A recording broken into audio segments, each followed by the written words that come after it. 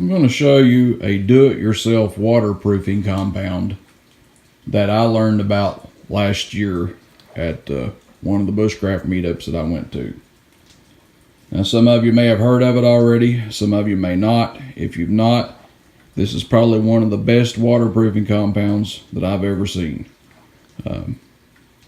It really does a great job. This buddy of mine had made some bushcraft tarps out of old sheets, and they were 100% waterproof and just excellent waterproofing material. And it's real easy to make. It's not that expensive, and to be honest with you, it's better than anything that you can buy as far as I'm concerned. First thing you'll need will be some paint thinner. You'll need 100% silicone. You'll need something to mix it up with. You'll need a bucket to put it in, and you will need some way of getting the silicone out of the tube. And I recommend using a caulking gun. Stay tuned. We're going to go ahead and mix this stuff up, and I've got a small pouch that I'm going to waterproof today, and then I'm going to try waterproofing some other stuff in the future. Okay, so the first thing I'll do is I'll go ahead and pour the paint thinner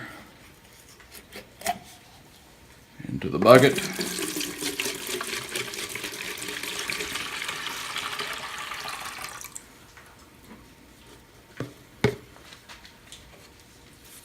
Got the caulking gun ready to go. All I gotta do is go ahead and cut the end off pretty big, because every bit of this will be going into the bucket. Now,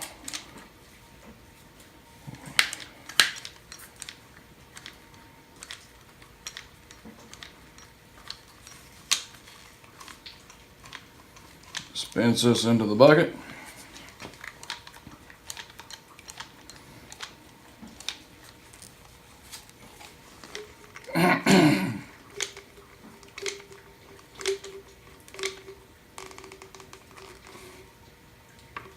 All right, that's all of it. Now we'll just start mixing it all together. Get it all thinned out.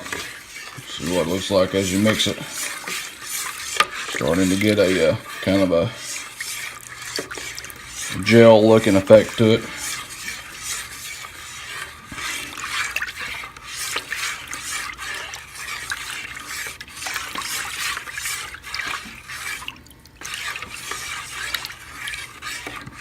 You know, when you start off with that big bottle of paint thinner and the tube of silicone, you really expect it to be a lot more than what it is, but once it emulsifies and gets all mixed together, it really isn't that much, as you can see. Now we've got our waterproofing compound here. We've got it mixed up.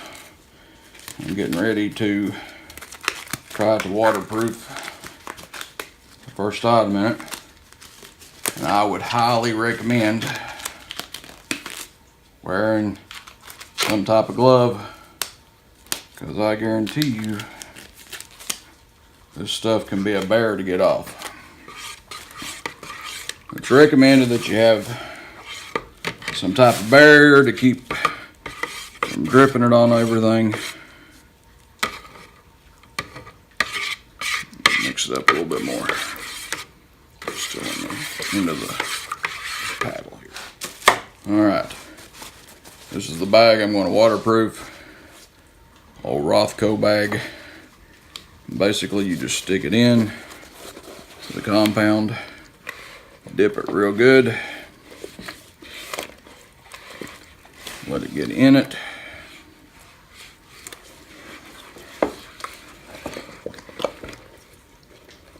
Want to get in the pocket.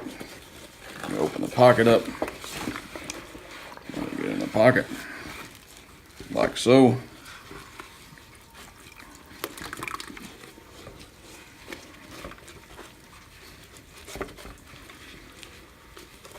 Make sure you get it really good.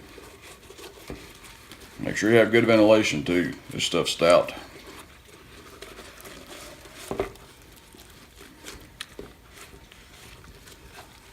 But try to get the most of it off that you can, as much of it as you can. Now once that dries, I will let you see what it looks like. Okay folks, let you see what it looks like now that it's dried.